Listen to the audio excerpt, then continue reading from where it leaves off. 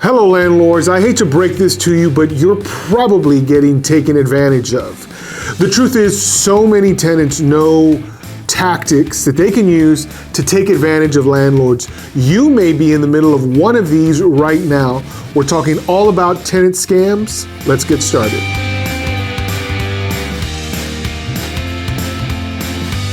No, I'm not saying that all tenants are bad people.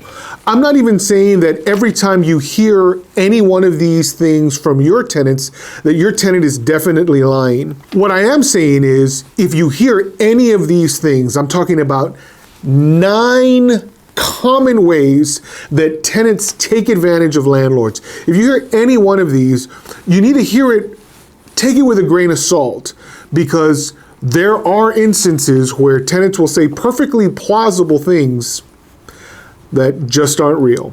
So if you're doing a good job at the beginning of a tenancy, you're going and investigating the earnings of your prospective tenants. You want to make sure that your tenant is making enough money to be able to afford the month-to-month costs of living on the property. And many tenants will voluntarily give information in the application process of where they're employed and what their current salary is. But too many landlords stop without confirming the facts of what's actually in the application.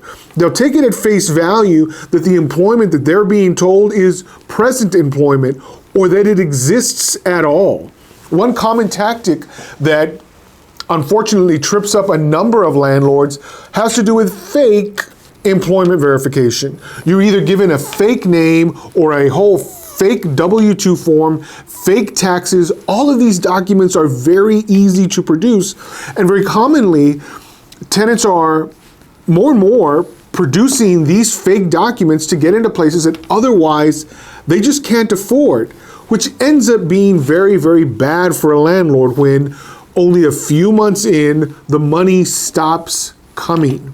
The biggest problem is that this whole mess could have been avoided if the landlord had done a diligent job of confirming whether or not any of the employment information is real. Fake employment records are becoming a bigger and bigger problem for landlords, and it's up to you as the landlord to make sure when you're vetting a prospective tenant that you independently confirm employment and confirm the income amount that your tenant is claiming. If you cannot, for whatever reason, confirm the fact of employment or the amount of income, this is probably a sign that you're being lied to and that you should pass on this tenant and move on to the next actually qualified prospect. Another red flag has to do with the deposit.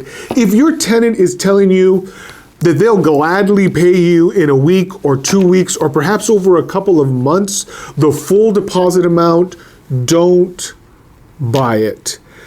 Here's the problem. Even if someone legitimately intends to pay the full deposit amount, they're already indicating to you that they cannot afford to stay in your rental unit. This is a huge sign, and one that many times is not defaulted on intentionally. It's certainly not something that all tenants who cannot afford to pay the deposit up front mean to withhold from their landlords. But you have to assume that if someone is withholding that deposit amount and can otherwise afford it, isn't doing it for a good enough reason. You have to take on all of the upfront costs from every tenant, or you pass them and you go on to the next tenant who is able to pay the opening fees that are due in order for you to hand over those keys.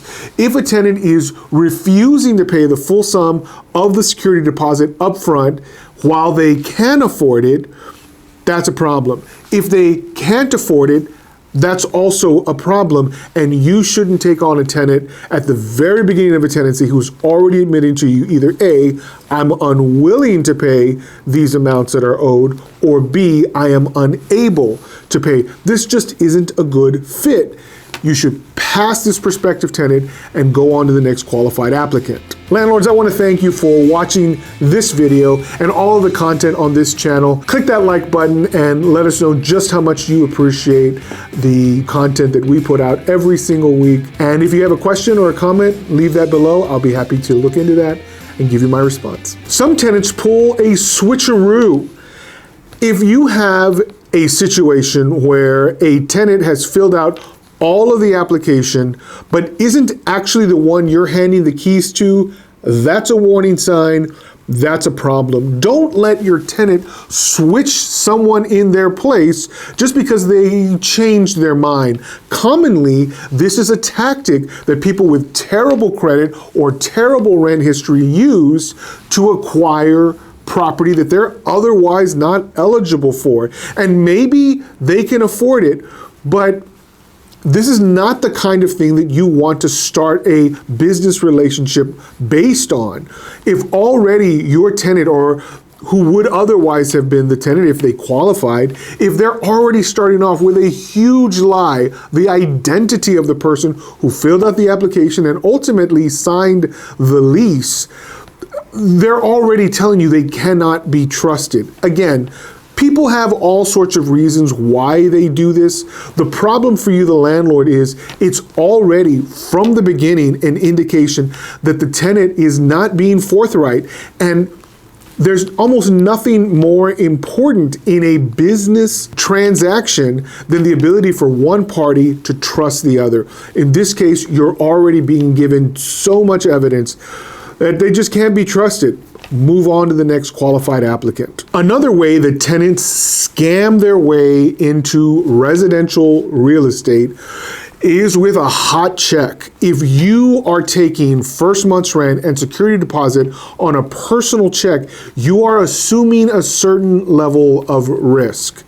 If you can't confirm that the funds are there, you shouldn't be handing over the keys. When you are signing a lease, and hopefully you're doing all of this at the same time, you are signing the lease, accepting payment in certified funds, which I'll explain further in a bit, and only then handing over keys to the person you can confirm is the person who signed the application and who will be residing on the premises.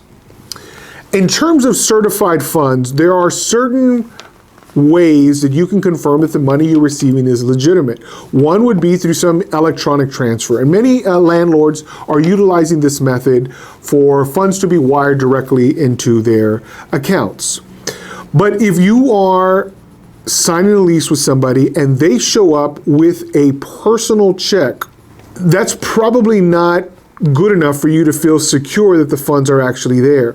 You can recommend or require you can require that the upfront costs for the first month's rent and for the security deposit be paid with certified funds, which would be either an electronic transfer or, if through some kind of paper transfer, a money order or a cashier's check.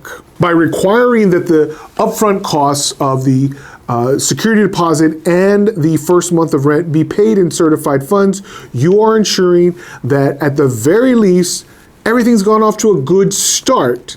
Future payments can also be required through certified funds or through one of these more verifiable methods, but definitely from the beginning, you're going to want to make sure that upfront you are receiving first month's rent and security deposit in a certified, confirmable method before you're handing over those keys. Many times landlords take the step in their leases to indicate that all utilities will be set up in the name of the tenant, but they don't take the step before handing over keys to close those utilities off. You can't just rely on the promise of your tenant to transfer all utilities into their name, because here's what happens when a tenant intends to take advantage of a landlord.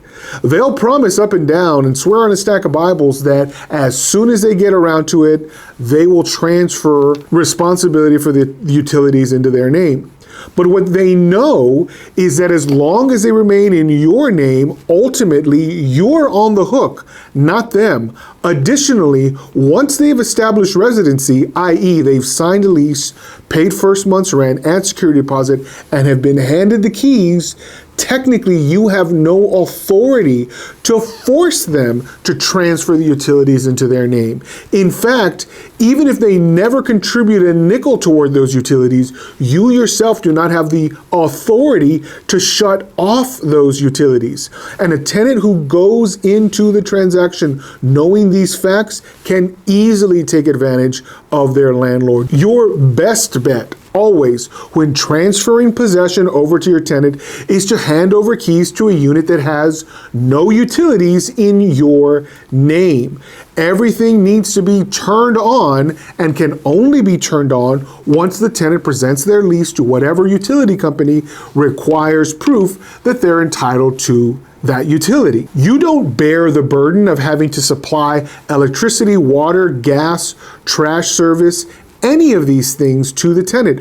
All of these are the responsibility of the tenant. And as long as you can help it, you're transferring possession to the tenant and putting the burden on them to take care of their own utility bills, not keeping that burden on you until they get around to it. This is the easiest way to be taken advantage of, but all authority is already in your hands to take care of it ahead of time. Now, if you're doing a good job of routine inspections and making sure that your property is in excellent condition, especially early on, my recommendation is in a 12-month lease, you're on the property, and many of you already know this, at least twice, after 3 months and then after 9 months. You're on the property to make sure that the condition of that property is well maintained. However, it may be that you show up in response to some repair request, maybe after month 5. You saw nothing that was particularly bad after month 3, but here you go on month 5 and you find a pet. And when you confront your tenant about this, they tell you all of a sudden they have an emotional support animal. And while you make a request in writing for evidence that said animal satisfies the requirements and the definition of an emotional support animal, you are never, ever, ever given anything. Not a letter, not any indication from any person other than them that this animal is an emotional support animal. And unfortunately, many landlords just stop inquiring after they hear ESA, ESA, ESA, and that's just not enough. The fact that the tenant claims that this particular animal is an emotional support animal doesn't get them out of the default if your lease prohibits any animals of any kind from being on the property. Unless they can confirm that the animal is an ESA, they're in default, and they probably owe you a certain set of fees as indicated in your lease. Don't let a tenant scam you out of a pet deposit or out of pet fees, or to do a bunch of damage to your property because they're claiming that the animal that they have is an emotional support animal. Unless they can prove it, it just isn't. One of the things that we commonly hear from tenants who gripe about the fact that rent is due on the first of the month and has been from the beginning of the lease is something to the following effect. Well, I don't even get paid until the insert date here. The truth is that doesn't matter, and it doesn't matter that the landlord already knew that fact. The rent is not subject to the date when the tenant is paid. So it doesn't matter that a certain check doesn't come in until well after the first of the month, and it doesn't even matter that the tenant has fully explained this to the landlord. The only thing that matters is what it says in the lease. But many times landlords give tenants a break when they say my pay will be delayed. Okay, fine. If you're going to accept payment a few days late, you have every right to do that. But the one that gets me is when the payment never arrives and the landlord keeps waiting and waiting and waiting. You may hear something like, oh, there's a mix-up at the bank, or there was a problem with my employer and they were unable to fund payment that month. Could that stuff be true? Sure. But is it the landlord's responsibility to wait for payment because something went wrong on the tenant's end? And the simple answer is no. And so what I recommend to landlords all the time is, look, if you've gotten to day 7 and you still haven't received the rent, proceed just as you normally would for any occasion of non-payment. You issue a notice to vacate and you ultimately begin the eviction process. If it turns out that everything the tenant says is 100% true, you can eventually work things out. What I am preparing you for is for that situation where it wasn't exactly true and the tenant never intended to pay. And in fact, the long game is I'm going to see just how much time I can squeeze out of this guy before ever having to pay another penny in rent. Because of that possibility, you're better off starting the eviction process. We all know that the eviction process isn't instantaneous. It takes, in the state of Texas, anywhere from 30 to 45 days to remove a tenant after you've begun the process. So because it isn't quick, it's imperative that you begin quickly. After 7 days, you waited a reasonable amount of time. And as it turns out, if the tenant is ultimately able to pay the amounts owed and the subsequent month, you should be okay and you could dismiss the case at your will. But you want to be prepared for the instance when your tenant never intended to pay, and because you started early, you're going to minimize your losses. It's unfortunate that these things happen. It's unfortunate that sometimes there really are delays that the tenant has no control over. The problem isn't that the tenant has come into some difficulty that you otherwise can't resolve. You can always work things out. The problem is the tenant who never intended to pay. You have to be ready for that. Don't be subject to a scam. So sometimes you have a situation with a tenant who has gone into default and you have begun the eviction, but all of a sudden, something else just magically pops up. They fall and they injure themselves, and now they're going to sue you for $1 million gajillion, and they're telling you, well, if you just remove this eviction from me, I'll withdraw my claim for $1 million gajillion. Which begs the question, if they really were injured that badly, why would they give it up for such a little return? Essentially, what you're being told is, I've got a fake claim and I'm willing to use it against you if you're going to try to use my non-payment against me. It's a scam. Don't fall for it. If someone is legitimately injured and they can prove that somehow you are on the hook for that injury, then they should have evidence to substantiate that claim. Perhaps you receive a letter from an attorney with photographs and with correspondence about that missing floorboard in the stairs that you never got around to fixing.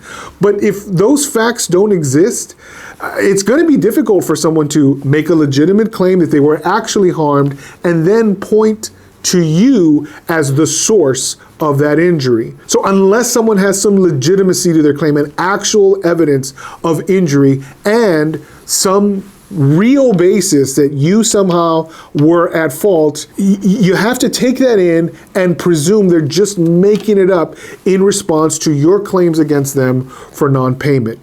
This is something that happens very often. You might also get some repair claim. The classic one is the mold case. And well, the reason I withheld my rent is because this place has so many things wrong with it. The water heater is broken and there's mold infestation and rats all over the place, which really makes you think, why would they be fighting so hard to stay in such a terrible, terrible place? I don't know. But again, common. You go after your tenant for non-payment and they come after you with a mountain of fake claims. Unless there's evidence, it's just not real. Your tenant may come to you at the end of a lease and say something to the following effect. Well, I'm really going to need that deposit back before I go. Otherwise, I just won't be able to leave. Don't fall for this. Certainly don't fall for it as payment for the last month's rent, and definitely don't fall for it if the tenant is already at least 1 or 2 or more months behind in the payment of rent. At no point does it make sense for you to hand over a deposit unless you are getting absolutely a vacant unit and keys in your hand, so that at the very least, you can quickly ascertain whether there's any damage to your property. It certainly doesn't make sense to hand over any of the deposit funds while the tenant is still in possession. You can almost guarantee that if you've fallen for that trick, they're going to overstay. They're going to continue to take advantage of your generosity. If your tenant comes to you and asks for an advance on the deposit, your basic default answer should be absolutely no. It's never a good idea. All you do is reduce your own security. And especially if the tenant is already in default for at least 1 or more months of unpaid rent, this is not a good business decision on your part. Instead, you should already be in the process under these facts already a default. You should be in the process of securing a judgment through the eviction court. And perhaps after you've obtained your judgment and obtained possession, if you and the tenant want to work things out, you certainly can try that. But definitely, if you're seeking a judgment for unpaid rent, that's the first place that those deposit funds have already gone, in your mind at least, because there just isn't going to be enough money that you're holding that's going to cover all of your losses in a situation like this. Don't fall prey to this. Don't believe that it serves as a valid incentive. If you're even considering handing back security deposit funds early, it must be and always should be because you have an empty unit and keys are being presented to you. Anything short of that, it's just a terrible decision. Certainly we can't account for legitimate problems that are faced unexpectedly by tenants. And yes, I encourage landlords to work with their tenants, always trying to find a viable solution. But you also have to have in the back of your mind a plan.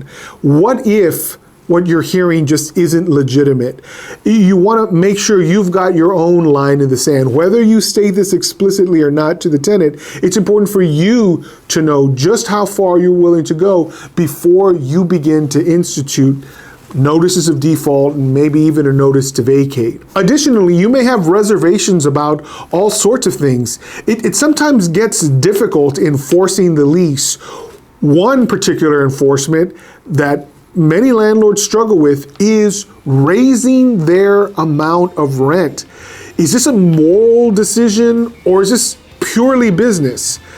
If you're thinking about what it might be to have to raise your rent, I've got a video right here on that exact topic. Enjoy it, and I'll see you next time.